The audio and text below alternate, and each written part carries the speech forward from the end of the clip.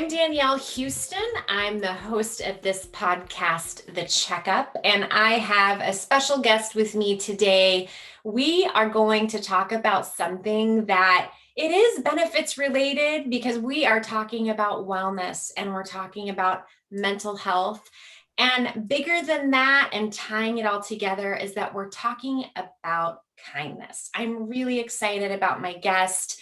She is, can I call you an expert in kindness, Michelle?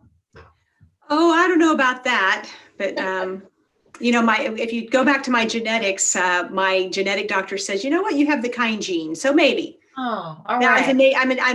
It's innate to me to be kind. Well, I'm glad because you are sharing that gift with us. Dr. Michelle Robin, you're from Kansas City. I was introduced to you through your social campaign that actually started in Lockton's founding series office, which is in Kansas City. You've been working with our teams to roll out this campaign. It's in motion. And I would love for you to tell my listeners a little bit about where that campaign started. Well, this campaign, so let me back up a couple of years and I'll pull together. So we do a lot of wellness initiatives throughout our community and throughout the country.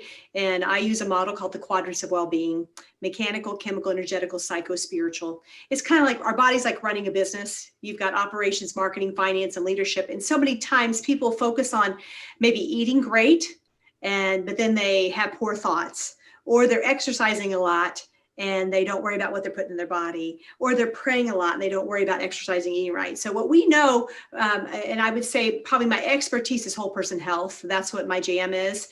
And what we know is that when people look at their body from a whole person perspective, kind of like benefits, it's not just health benefits, it's also retirement benefits, it's also dental benefits, it's life insurance benefits, and financial planning benefits. So it's a combination of all those things that make life more enjoyable. So that's what I do. And a few years ago, so I have 4 21-day programs, one for each quadrant. I have a sleep, posture, how to live a calm and peaceful life. No one wants to talk about how not to be depressed, right?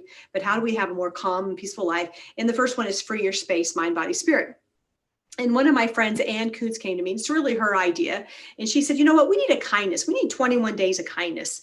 And we'll roll it out. And she said, here's what you need to do. And people always love to tell me what I need to do. So she said, we'll roll it out and it'll end on World Kindness Day. And it'll kind of go and coincide with Lady Gaga.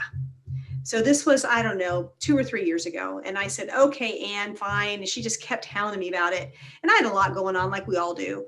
And so we did a 21-day, and we started giving that away as our bonus program. I felt bad about charging people to be kind. So that's how that started. And then here's fast forward to today. We're in this pandemic, and we're already in a mental health crisis before COVID-19, and we're in a further mental health crisis, and it's going to be a challenge here the next 60 days to 6 months. And then we also have Black Lives Matter. We have the political climate.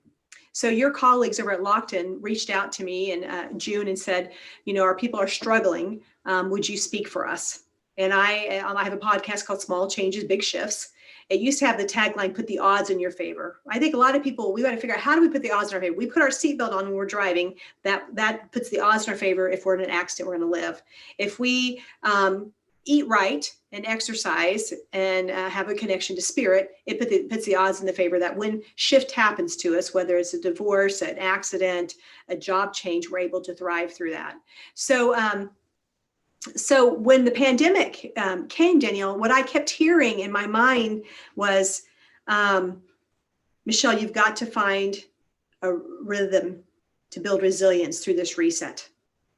So I did a series called Building Rhythm and Resilience. And then Lockton reached out to me and said, okay, we need some resilience here. What do you recommend? So I did a talk for them and about 1,000 of the associates. And I would say it was a home run, which is awesome. Baseball season is a World Series right now. And then after that, they said, okay, what do we do now? And I said, well, if it was me, we're going into this dark season, I would probably focus on kindness. Because we know that the research with kindness, it releases the feel-good hormones, the oxytocin, the dopamine, the serotonin. And I don't know about you, when I do something nice for somebody or myself, it changes my chemistry. And that's one way to help battle depression. And, let's just say too, it seems to be, a little counterintuitive than what we may really be drawn to if we are feeling depressed or if we are feeling challenged in some ways, to extend outside of ourselves and give to someone else, even though it feels like our tank might be empty. What is the secret about kindness? And I know it's not really a secret, but what is it about extending that from yourself that triggers something so powerful? Well, I believe it's just the natural neurotransmitters. We're made of a bunch of chemistry. So our body, if we go back to kind of an anatomy and physiology class, our body works because of the brain. And our brain shoots signals down our spinal cord, out our spinal nerve. So in order for my hands to work and my heart to beat and for me to have a bowel movement, that's coming from my brain through my nervous system. But the brain works because of chemistry. We chemistry through what we put on our body, what we put in our body. And we also through the way we think. So if I'm thinking my life's horrible, it's depleting me. And if I'm thinking, you know what, I'm grateful. Gratitude is probably in the top 3 things you could do to be well, is to look at, what my fingers work. 5 years ago, I had a bad accident and I broke my pelvis and my thumb and just all kinds of crazy stuff. And I couldn't walk for a bit.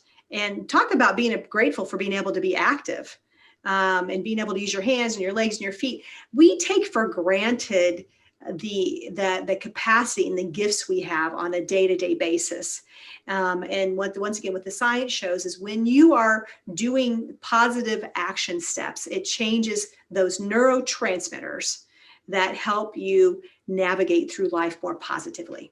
And some people have a cup half empty, and those people, you got to work a little harder at it.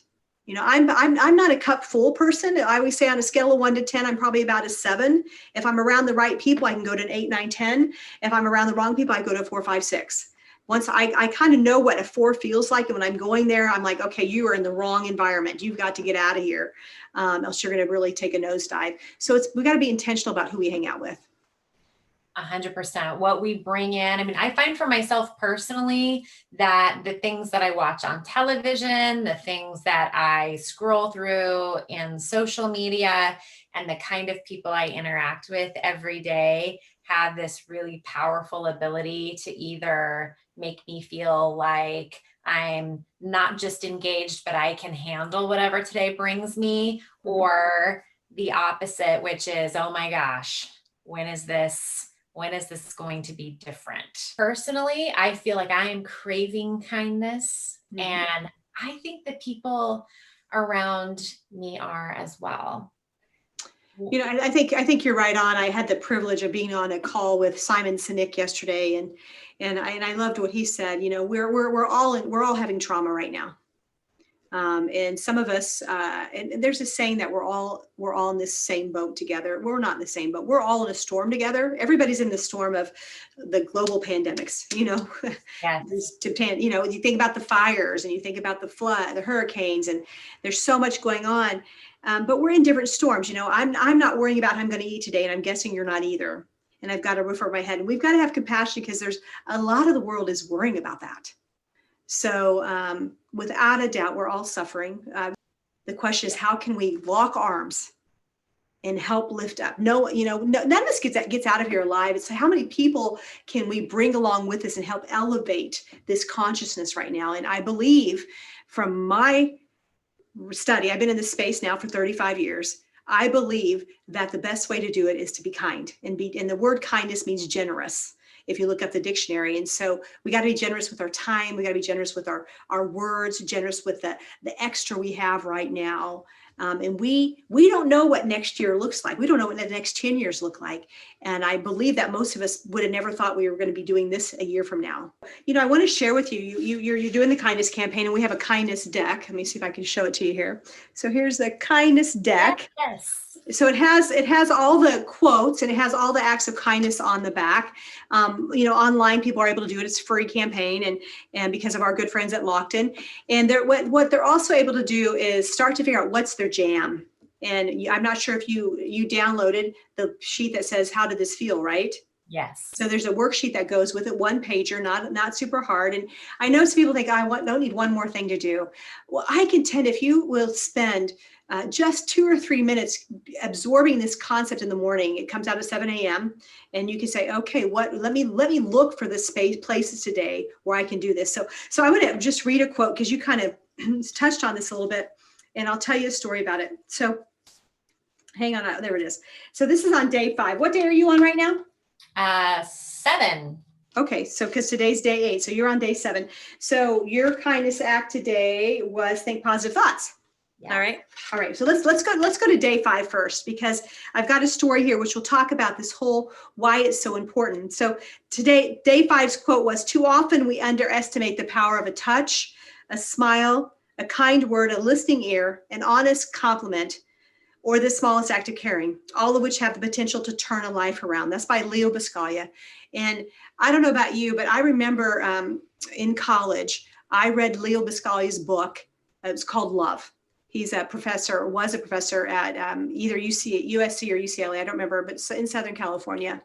And he tells a story of a young person who wrote basically their suicide note.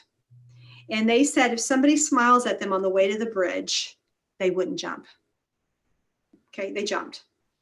And you think, how many people, I get chills telling you, how many people did that person come across that could have made a difference in that person's life?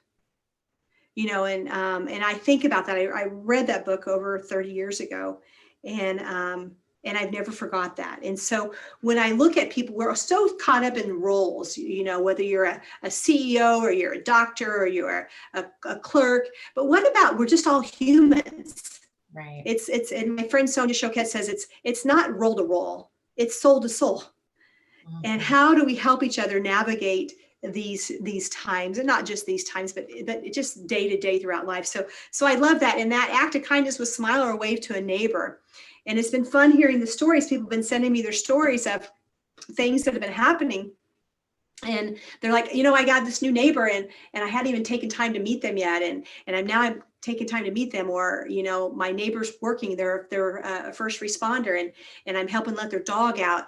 There's just so many little things we could do that'll help people. You know, let's just do another one real quick. And this is a great story. This is day 7, the day you're on right now, right? Our greatest freedom is the freedom to choose our attitude. We have a choice, and that's by Viktor Frankl. And the act today, and I got this from, I do a podcast, as you know, Small Changes, Big Shifts. I just came off an interview, and I got a chance to interview Dr. Amit Sood, and was at Mayo. I'm not sure if he's at Mayo still now, but he was at Mayo Clinic, and we were talking about, he would walk down the hallways, and so many times we're doing this now, right? We're always looking at our phone instead of really looking at people. Yes. You know, and so what I heard from him, I'm not sure if this is the way he said it, Danielle, but he would say, I'd walk down the hallway, and if he saw you, he would bless you. You know, can you imagine people are walking around saying, you know what, I wish the best for you. I see you. I appreciate you. You go, girl. You got this. Even if they don't say it. But what if I'm walking by you and I'm sprinkling that goodness all over you? So that was a podcast I did about, 3 years ago or so. And it's a podcast that lives in me every day. And by the way, he's going to be on the podcast on the 28th. I reached out to him, and he's going to be on the show again because I told him how profound that was. And it's one of my favorite shows that we did. And so I have another story. I got to tell you one more story. I'll let you. You want to hear one more story? Tell me your stories. Okay. Well, I'm just listening to my spirit, and then I'll let you take it back over. But I'm thinking about another story, and this is one of my other favorite podcasts. And I've only probably interviewed a handful of people multiple times. And one was Amit Sood. This will, I think, be his 3rd time on the show. My friend Frank Ferrante, who had a life-changing experience through people teaching him to love himself. My friend Tess Masters, the Blender Girl. And then another guy named Paul Young. Have you heard of the name Paul Young? Does that name ring a bell? It does not. He might be in your hood, actually. I think he's from Oregon. Oh. Okay. No, you're in Seattle. You're not in Oregon. It's close. Okay. My last podcast was with somebody from Oregon. So Paul wrote a book called The Shack. Have you heard of the book The Shack? Yes. Have you read The Shack? Read it. It changed me. Exactly. It changed. I can tell you exactly where I was at July 3rd, 2006, reading that book, The Shack. Yes. And Powerful book. And Yes. so I got a chance to meet Paul actually 7 years ago this week. And Paul was working 3 jobs. People want to go back and listen to his story. If you haven't heard it, you can go to our podcast, Small Changes, Big Shifts, type in Paul Young. But what was interesting, his story is phenomenal. But Paul was working 3 jobs. His wife said to him on Christmas, "Why don't you write a book for the kids? Why don't you write them a story? Because we don't have money to give them gifts." And so that's what he did on the train. And he wrote this book called The Shack. He really didn't have the money to print the book, The Shack. And oddly enough, some guy had a moment in his heart where he felt called to give money to somebody for the holidays that year. And so he asked his buddies, "I feel this yearning to give somebody some money this year for the holidays. Do you know somebody in need?" They said, "Yeah, go to this house on this street and these guys are in need." And it was Paul's house. And the guy slipped 5 crisp $20 bills, however he gave it to him, and I'm not sure how, but they got the 520s, and it was around Christmas Eve, and they woke up and they had these fresh 520s. Okay, so they went and bought some things that they needed for their Christmas meal, and then they went to Kinko's and printed like 20 copies. The facts may not be all there, but they get the gist of the story. Yeah. They printed 20 copies of the book The Shack and gave it to family members, and it became a world phenomenon book. Interesting enough, that person followed their wisdom to do that. Years later, a country they called Paul and said, "Hey, we're going to make your book of the year for our country, and we're going to come to the States and we're going to share your story. We just need you to get the film crew. We'll bring a producer." And you'll have to listen to the podcast to get the whole story. But the person who gave him the 20s ended up filming the story.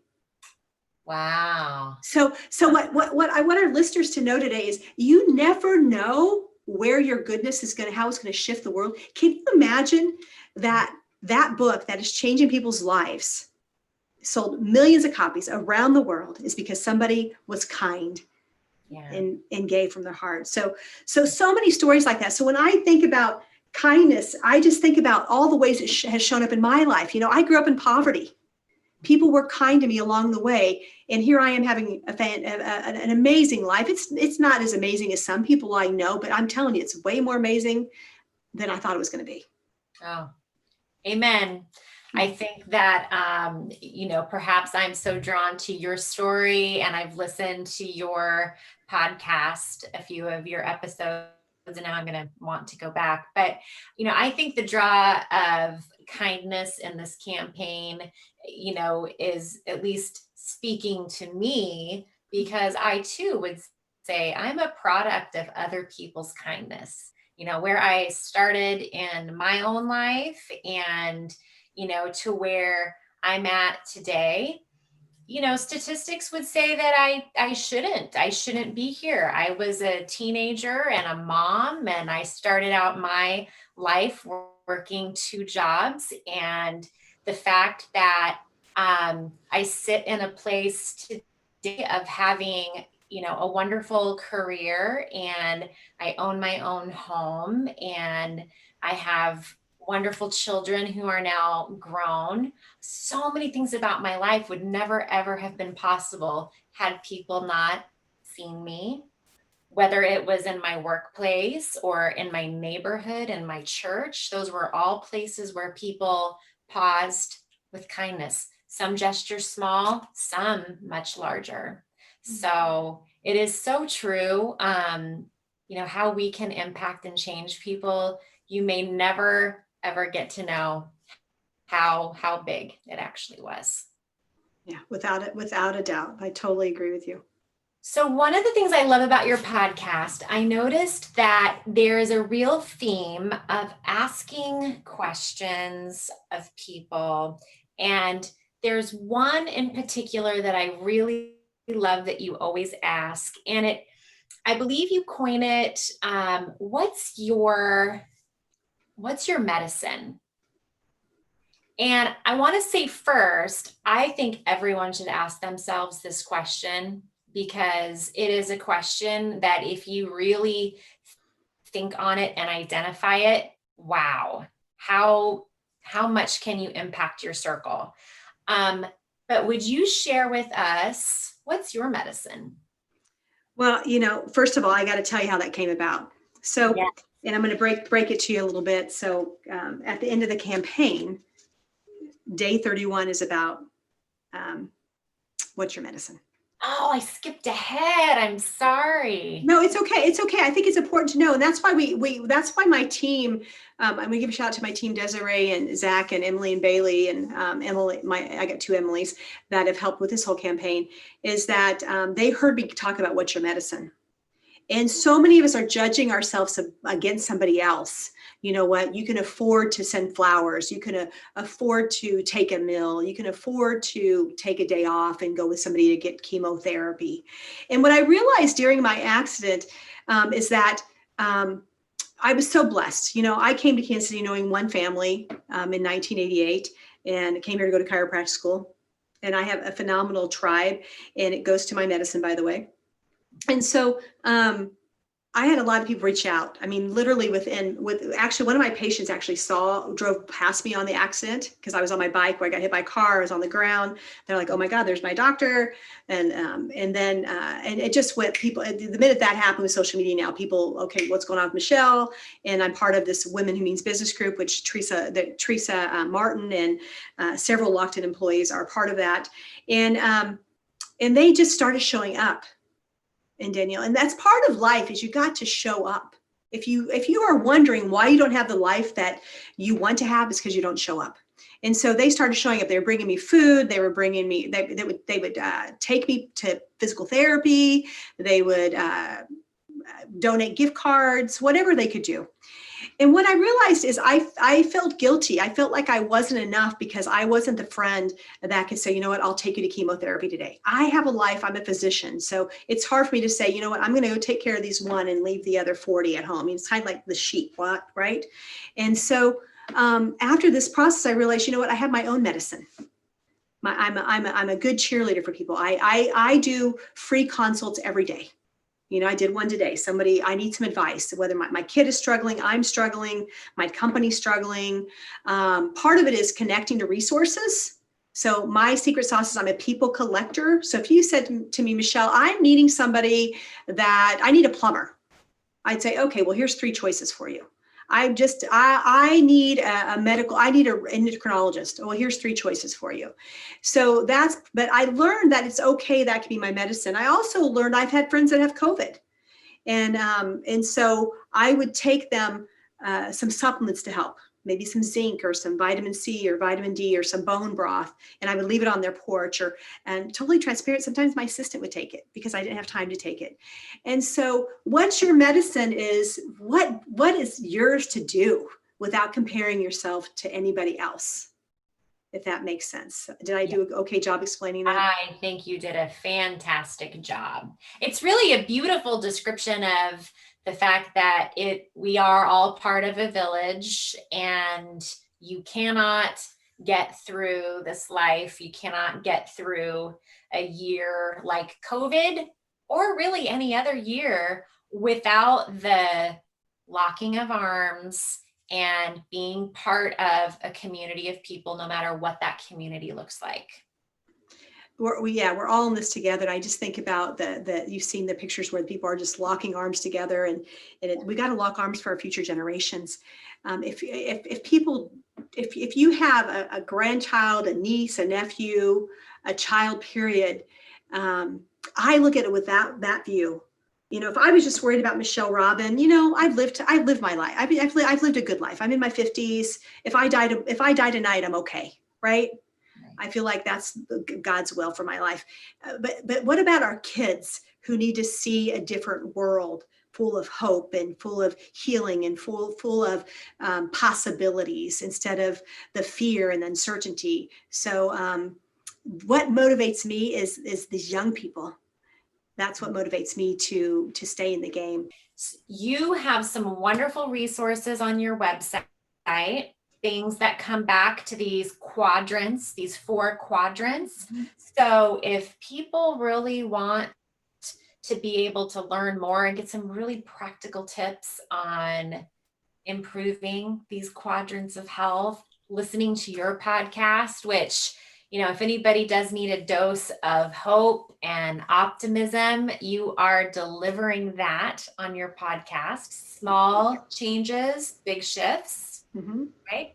I'm happy to link to those two on this episode because I think it is important that we link arms together between Kansas City and Seattle and places in between to give people some optimism. You're really not alone, and there really are some powerful ways that you can change someone else's moment today, which will automatically just change your own moment as well. I love how closely linked that is together. And if an employer wants to connect with you, you talked about speaking with Lockton and sharing your time with our associates. How can an employer connect with you as well? It's really easy. If they just go to the Small Changes, Big Shifts website, there'll be a contact there, and they can contact me, and then our team will take it from there. Yeah, Wonderful. and I love that. I love teaching. It's so, we just have to infuse people with hope. And on the podcast, there's 4 things we like to do: celebrate, guide, connect, and provide hope. And there's a saying, without hope, the people perish. And so we need to really be instilling hope in people. And this is the season, right? We're in the Yes. we're in the holiday season, not holidays. For those people, here's my last tip of the show is we're going into the holidays. It's a whether you celebrate Kwanzaa or Hanukkah, it's a limited amount of time. It's not 60 days free for all. Okay. So try to celebrate the days and don't go 60 days totally off the rails, because we've been off the rails all year. A lot of people have. Dial Yeah. it back in, take Yeah. control. Let's put 2020 to bed with feeling great. You Yes. still got time. Yes. Let's control the things we can control and let the rest of it get in our rear view. Man, that's where I'm at. Amen to that. Amen to that. Well, I am so thankful for your time today. You have been a blessing, and I know that people who listen to this episode will also be inspired with hope. It is not too late to join the kindness campaign either. And plus, even when the 21 days are over, come on, this world needs your kindness. We all need your kindness. So let's share it with one another. Thank you for listening to this episode of The Checkup, and I invite you to subscribe, follow, and be sure to check out Small Changes, Big Shift podcast as well. Take good care.